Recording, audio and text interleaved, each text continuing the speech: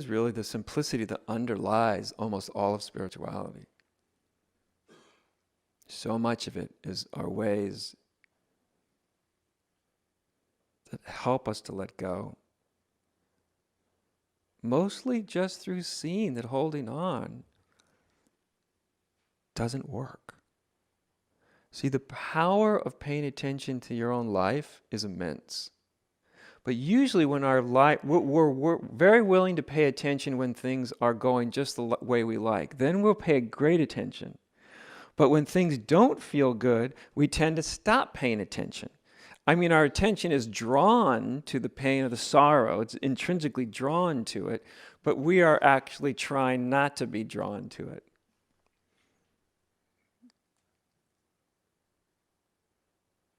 Which just sustains it.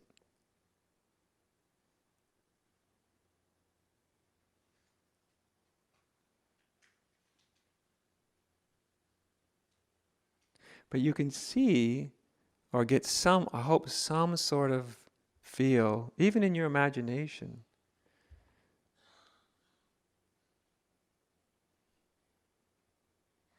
that if you really, when you really see and experience that everything is a momentary display of an underlying reality.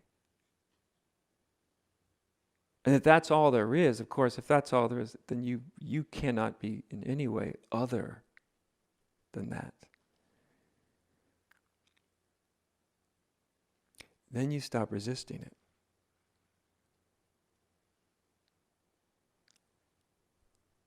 Because it's not other than you. It's not something you have to do battle with.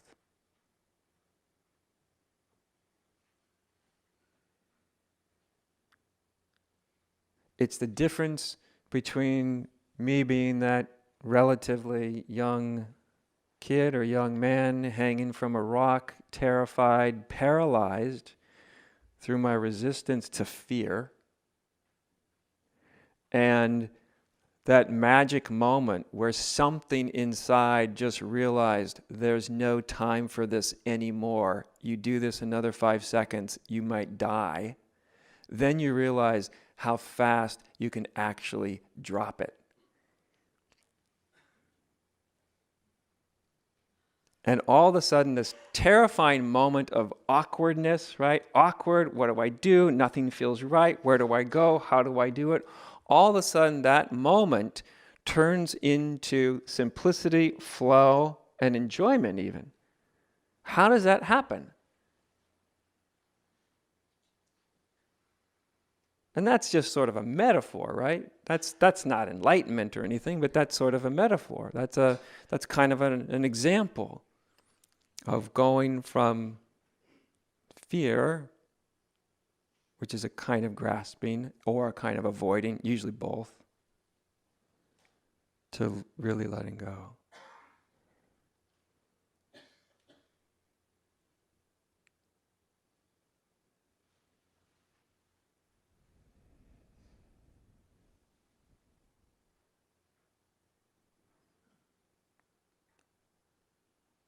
It's essentially what spirituality is.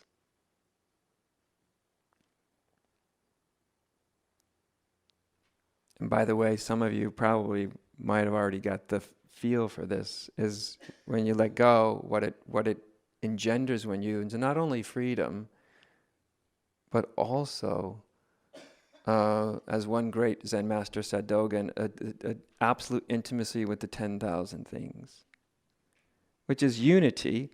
But unity is not just unity too. One of the proofs of unity is love.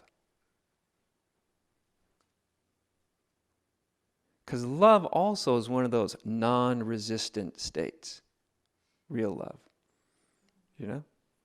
Love can turn into a resistant state, right? You go, oh, I think I love that, and so now I'm afraid of losing it, right? It can turn into a resistant state, but love itself is actually the state of non-resistance.